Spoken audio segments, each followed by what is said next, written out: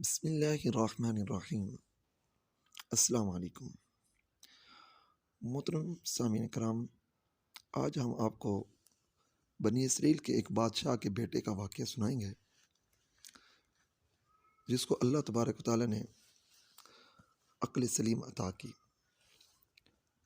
حضرت سیدنا بکر بن عبداللہ مزنی رحمۃ اللہ علیہ سے منقول ہے کہ بنی اسرائیل کے ایک بادشاہ کو کثرت مال و اولاد اور بہت لمبی عمر اللہ تبارک و تعالیٰ نے عطا کی۔ اس کی اولاد میں یہ عادت حسنہ تھی کہ جب بھی ان میں سے کوئی جوان ہوتا، وہ اون کا لباس پہن کر پہاڑوں میں چلا جاتا۔ وہ دنیا کی رونقوں کو خیر بات کہہ کر درویشانہ زندگی اختیار کر لیتا۔ جنگلوں میں جا کر، پہاڑوں میں جا کر اس طرح درختوں کے پتے اور جھاڑیاں کھا کر اپنا گزارا کرتا۔ اسی حالت میں اس دار فانی سے دار بقا کی طرف کوچ کر جاتا۔ اس بادشاہ کے کافی بیٹے تھے، سب شہزادوں نے یہی طریقہ اختیار کیا۔ اب جب بادشاہ کی عمر بہت زیادہ ہوگی تو اس کے یہاں ایک اور بیٹے کی ولادت ہوئی۔ وہ بہت ہی افسردہ تھا۔ اسی غمگین حالت میں اس نے اپنی قوم کو بلا کر کہا، اے میری قوم، دیکھو میری عمر اب بہت ہو گئی ہے۔ اس عمر میں مجھے اللہ تبارک و تعالیٰ نے بیٹے جیسی ایک اور نعمت عطا کی ہے۔ میں تم لوگوں سے جتنی محبت کرتا ہوں تم خوب جانتے ہو، مگر مجھے ڈر ہے کہ میرا یہ بیٹا بھی اپنے دوسرے بھائیوں کا راستہ اختیار نہ کر لے۔ اگر ایسا ہوا تو ہمارے خاندان میں سے میرے بعد تمہارا کوئی حاکم نہ رہے گا اور پھر تم ہلاکت میں پڑ جاؤ گے۔ مطلب کہ پھر بادشاہ کے لیے لڑائیاں، سلطنت کے لیے جھگڑے، جنگ و فساد ہوں گے۔ اگر بہتری چاہتے ہو تو اس شہزادے کو چھوٹی عمر ہی میں سنبھال لو، اسے دنیا داری میں مصروف کر دو، دنیا کی نعمتوں اور آسائشوں کی طرف مائل کرو۔ اگر ایسا کرو گے تو شاید میرے بعد یہ تمہارا حاکم بن جائے اور تمہارے کام آ سکے۔ جتنا ہو سکے تم اس کا دل دنیا میں لگا دو۔ یہ سن کر لوگوں نے کئی میل لمبا چوڑا ایک خوبصورت قلعہ بنایا، اس میں دنیا کی تمام آسائشوں کا انتظام کیا اور اس شہزادے کو وہ بنگلہ، وہ قلعہ مہیا کر دیا گیا۔ شہزادے نے کئی سال اس وسیع و عریض قلعے کی چار دیواری میں گزار دیے۔ یہاں اسے ہر طرح کی سہولت میسر تھی۔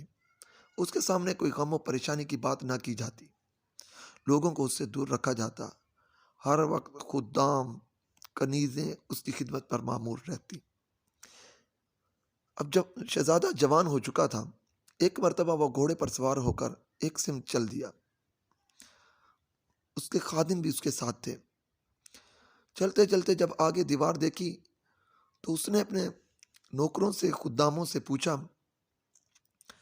اور کہنے لگا کہ میرا گمان ہے کہ اس دیوار کے پیچھے ضرور ایک نیا جہاں ہوگا، وہاں ضرور آبادی ہوگی۔ مجھے یہاں سے باہر نکالو تاکہ میری معلومات میں، میرے علم میں اضافہ ہو سکے اور میں لوگوں سے ملاقات کروں۔ جب شہزادے کی یہ خواہش بادشاہ کو بتائی گئی تو بادشاہ ڈر گیا کہ باہر جا کر کہیں یہ بھی اپنے بھائیوں کی طرح درویشانہ زندگی اختیار نہ کر لے۔ اسی خوف کے سبب اس نے حکم دیا کہ شہزادے کو ہر دنیا کے کھیل کود کا سامان دے دو اور اس کو کھیل کود میں مصروف کر دو، اور دنیا کے مشالق میں مصروف ایسے رکھو کہ اس کو باہر جانے کا خیال ہی نہ آئے۔ حکم کی تعمیل ہوئی۔ شہزادے کو دوبارہ دنیا کی عیش و عشرت میں الجھا دیا گیا۔ اسی طرح 1 سال کا عرصہ گزر گیا۔ ایک دن وہ پھر دیوار کی طرف گیا اور کہا، اب تو میں ضرور باہر جا کر دیکھوں گا، مجھے جلدی سے اس دیوار کے پار لے چلو۔ جب بادشاہ کو شہزادے کی ضد کا بتایا گیا تو اس نے نہ چاہتے ہوئے بھی اجازت دے دی۔ لوگ شہزادے کو ایک بہترین پرکشش سواری میں بٹھا کر باہر لے گئے۔ سواری کو سونے چاندی سے خوب مزین کیا گیا، سجایا گیا۔ لوگ اس کے ارد گرد ننگے پاؤں چلنے لگے۔ شہزادہ گرد و پیش کے مناظر دیکھتا ہوا آگے پڑھتا رہا اور دیکھتا رہا۔ چلتے چلتے یکایک اسے ایک بہت ہی بیمار شخص نظر آیا، جو بیماری کی وجہ سے انتہائی لاغر و کمزور ہو چکا تھا۔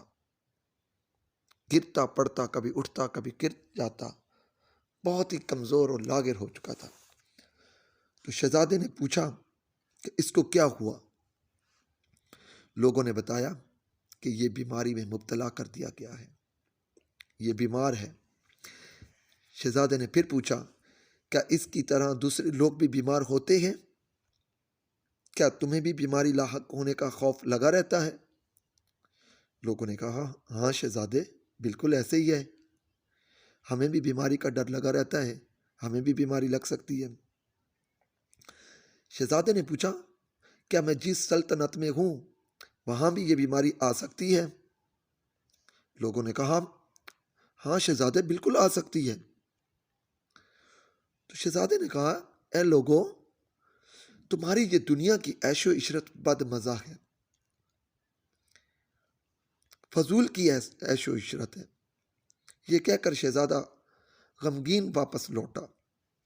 جب اس کی یہ حالت بادشاہ کو بتائی گئی تو اس نے کہا، شہزادے کو دنیا کی عیش و عشرت میں مصروف کر دو، ہر طرح کا سامان لو لعب مہیا کرو، وہ اس میں ایسا اس کو مگن کر دو کہ اس کے دل سے رنج و ملال ختم ہو جائے۔ لوگ شہزادے کو دنیا داری کے مشالق میں الجھانے لگے، بہت کوشش کرتے رہے۔ کوشش کرتے کرتے 1 سال کا عرصہ گزر گیا۔ 1 سال کے بعد شہزادے نے پھر جانے کی خواہش ظاہر کی۔ پہلے کی طرح اس مرتبہ بھی ہیرے جواہرات، سونے اور چاندی سے مرصع سواری پر سوار ہو کر اسے قلعے سے باہر لے جایا گیا۔ شہزادہ مختلف مناظر دیکھتا ہوا آگے بڑھتا جا رہا ہے، خوبصورتیاں دیکھتا جا رہا ہے، سرسبز و شاداب باغات دیکھتا آگے جا رہا ہے۔ آگے پیچھے خدام، سپاہیوں کا ہجوم۔ چلتے چلتے یکایک ایک بوڑھے پر نظر پڑی۔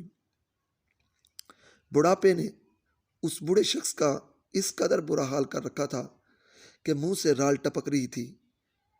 بڑھاپے کی وجہ سے جسم کمزور ہو چکا تھا اور جسم کانپ رہا تھا۔ شہزادے نے جب اس کی یہ حالت دیکھی تو پوچھا، اے سپاہیوں، اسے کیا ہوا ہے؟ تو جو خادم تھے، سپاہی تھے، عرض کرنے لگے،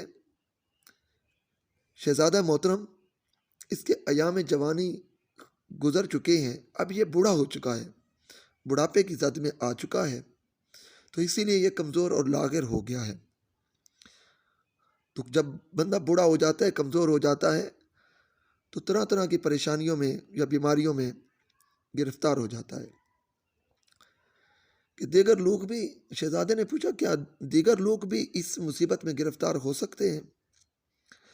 ان پر بھی بڑھاپا آ سکتا ہے؟ کیا ہر شخص بڑھاپے سے ڈرتا ہے؟ ایک ہی دفعہ میں شہزادے نے معتدل سوال کر دیے، سوال کے بعد سوال کے بعد سوال کر دیا۔ تو جو خادم تھے، جو نوکر تھے، انہوں نے عرض کیا کہ جناب محترم، ہم میں سے ہر شخص بڑھاپے سے ڈرتا ہے، ہر شخص کو بڑھاپا آنا ہے، ہر شخص کمزور ہو جائے گا۔ تو شہزادے نے کہا کہ پھر یہ تمہاری جو عیش و عشرت ہے نا، یہ دنیا داری کتنی بد مزہ اور کیسی بھیانک ہے کہ کسی ایک کو بھی اس کے فساد سے چھٹکارا نہیں ہے، اس کے بڑھاپے سے، اس کی بیماری سے کوئی چھٹکارا نہیں ہے۔ یہ کہہ کر شہزادہ غمگین اور پریشان واپس اپنے قلعے کی طرف آ گیا۔ بادشاہ کو جب شہزادے کی اس کیفیت کے بارے میں بتایا گیا تو اس نے پھر وہی حکم دیا کہ اس کو دنیا کی آسائشوں میں الجھا دو تاکہ اس سے غم و ملال ختم ہو جائے۔ اسی طرح خادمین جو اس کے تھے کوشش کرتے رہے، کرتے کرتے 1 سال کا عرصہ گزر گیا۔ شہزادہ بھی اس حصار نما قلعے کے اندر رہ رہ کر اکتا گیا۔ سال کے بعد شہزادہ کا دل بے قرار ہو گیا، اس نے پھر باہر جانے کی خواہش ظاہر کی۔ چنانچہ خادموں اور سپاہیوں کے ہجوم میں اسے پھر باہر لے جایا گیا۔ جاتے جاتے راستے میں کچھ لوگ ایک جنازہ اپنے کندھوں پر اٹھا کر لے جا رہے تھے۔ شہزادے نے لوگوں سے پوچھا، یہ شخص چارپائی پر اس طرح کیوں لیٹا ہوا ہے، اور لوگ اس کو اٹھا کر کیوں لے کے جا رہے ہیں؟ تو نوکروں نے، خادموں نے کہا کہ یہ شخص موت کا شکار ہو چکا ہے۔ شہزادے نے پوچھا کہ موت کیا چیز ہے، یہ کیسی ہوتی ہے؟ چلو مجھے لے چلو اس شخص کے پاس۔ شہزادے کو اس مردہ شخص کے پاس لے جایا گیا، میت کے پاس لے جایا گیا۔ تو شہزادے نے کہا کہ میں اس سے بات کرتا ہوں۔ لوگوں سے کہا کہ اس کو کہو اٹھ کر بیٹھ جائے۔ لوگ عرض کرنے لگے کہ حضور اس میں بیٹھنے کی طاقت نہیں ہے۔ شہزادے نے پوچھا کیوں نہیں ہے؟ نوکر عرض کرنے لگے کہ موت نے اس کو اٹھنے کے قابل نہیں چھوڑا۔ اس شہزادے نے کہا کہ اچھا ایسی بات ہے تو اسے کہو کہ میرے سے بات کرے۔ پھر لوگوں نے کہا کہ موت نے اس کی زبان بند کر دی ہے، اب یہ ایک لفظ بھی نہیں بول سکتا۔ پھر شہزادے نے پوچھا کہ اب تم اسے کہاں لے جا رہے ہو؟ لوگوں نے کہا ہم قبر میں دفنانے کے لیے لے جا رہے ہیں۔ شہزادے نے پوچھا کہ قبر میں کیوں دفنانے کے لیے لے جا رہے ہو؟ لوگوں نے کہا کہ اس کا حساب و کتاب اس قبر میں ہوگا، اس کا حشر ہے۔ شہزادے نے پوچھا کہ قبر میں کیا ہوگا؟ تو لوگوں نے کہا کہ موت کے بعد اس کا حشر ہوگا، حساب کتاب ہوگا۔ شہزادے نے پوچھا کہ یہ حشر کیا ہے؟ پھر لوگوں نے کہا کہ حشر وہ دن ہے کہ اس دن سب لوگ اپنے خالق کائنات عز و جل کے حضور کھڑے ہوں گے، اور وہ خالق لم یزل ہر ایک کو اس کے اچھے برے اعمال کا بدلہ دے گا، اور اس دن ہر شخص ذرہ ذرے کا حساب دے گا اور اس سے حساب لیا جائے گا۔ شہزادے نے کہا کیا اس دنیا کے علاوہ بھی کوئی ایسا جہاں ہے جہاں تم دنیا کو چھوڑ کر چلے جاؤ گے؟ تو لوگوں نے کہا ہاں، دنیا میں جو بھی آیا اسے آخرت کی طرف ضرور لوٹ کر جانا ہے۔ یہ سن کر شہزادہ گھوڑے سے نیچے گر کر تڑپنے لگا اور زاروں قطار رونے لگا۔ روتے روتے اپنے چہرے کو مٹی سے رگڑنے لگا۔ پھر اس نے روتے ہوئے کہا، اے لوگوں، مجھے یہ خوف لاحق ہو گیا ہے کہ جس طرح یہ شخص موت کا شکار ہوا، اسی طرح مجھے بھی اچانک موت آ گئی اور میں دیکھتا ہی رہ جاؤں گا۔ اس خدائے بزرگ و برتر کی قسم جو بروز قیامت تمام لوگوں کو جمع فرما کر جزا و سزا دے گا، میرے اور تمہارے درمیان یہ آخری عہد ہے۔ آج کے بعد تم مجھ سے کبھی نہ مل سکو گے۔ لوگوں نے کہا ہم آپ کو واپس آپ کے والد کے پاس لے کر جائیں گے، ان کی اجازت کے بغیر آپ کہیں بھی نہیں جا سکتے۔ ان ملازمین نے، نوکروں نے پھر شہزادے کو بادشاہ کے پاس اسی حالت میں لے کر گئے۔ اس کے منہ سے خون بہہ رہا تھا۔ بادشاہ نے شہزادے سے کہا، میرے لال، تم اتنے خوفزدہ کیوں ہو اور یہ رونا کس لیے ہے؟ شہزادے نے کہا، ابا حضور، میں اس دن کے خوف سے رو رہا ہوں جس دن ہر ایک کو اس کے اچھے برے اعمال کا بدلہ دیا جائے گا۔ پھر شہزادے نے اپنے بھائیوں کی طرح اون کا لباس منگوا کر پہنا اور کہا، آج رات اس محل میں میری آخری رات ہے، میں یہ محل چھوڑ کر چلا جاؤں گا۔ پھر اسی طرح ہوا۔ شہزادے نے اپنی بات کا پکا رہا۔ پھر واقعی آدھی رات کو وہ سمجھدار شہزادہ تاج و تخت ٹھکرا کر، درویشانہ لباس پہن کر آخرت کی تیاری کے لیے اس محل کو چھوڑ کر جنگل کی طرف روانہ ہو گیا۔ جب قصر شاہی سے نکلنے لگا تو اللہ تبارک و تعالیٰ کی بارگاہ میں کچھ اس طرح التجا کی، اے میرے پروردگار، میں تجھ سے ایسی زندگی مانگتا ہوں جس میں میری سابقہ زندگی کی آسائشوں میں سے کچھ نہ ہو، اور میں پسند کرتا ہوں کہ چاہے دنیا ادھر سے ادھر ہو جائے مگر لمحہ بھر کے لیے بھی دنیا کی آسائشوں کی طرف نظر نہ کروں۔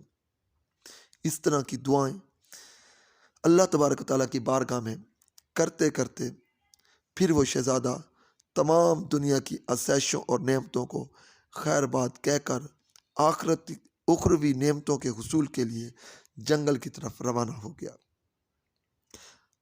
محترم سامعین کرام، حضرت سیدنا بکر بن عبداللہ رحمۃ اللہ علیہ اس حکایت کو نقل کرنے کے بعد فرماتے ہیں کہ یہ شہزادہ گناہوں کے خوف سے دنیا کی نعمتوں کو چھوڑ کر چلا گیا، حالانکہ اسے معلوم بھی نہ تھا کہ کس گناہ کی کتنی سزا ہے۔ اس شخص کا کیا حال ہوگا جو دردناک سزائیں جانتے ہوئے بھی گناہوں سے کنارہ کشی نہیں کرتا، نہ گناہوں پر شرمندہ ہوتا ہے اور نہ ہی توبہ کی طرف مائل ہوتا ہے۔ اللہ تبارک و تعالی ہمیں گناہوں سے نفرت عطا فرما کر اپنا ڈر اور خوف عطا فرمائے اور ہمیں آخرت کی تیاری کرنے والا بنائے۔ اللہ تبارک و تعالیٰ سے دعا ہے کہ ہمیں ہمیشہ ہمیشہ اپنے خوف میں مبتلا رکھے اور اپنے پیارے حبیب علیہ الصلوۃ والسلام کی اتباع کرنے والا بنائے۔ آمین ثم آمین بجاہ النبی الامین صلی اللہ تعالیٰ علیہ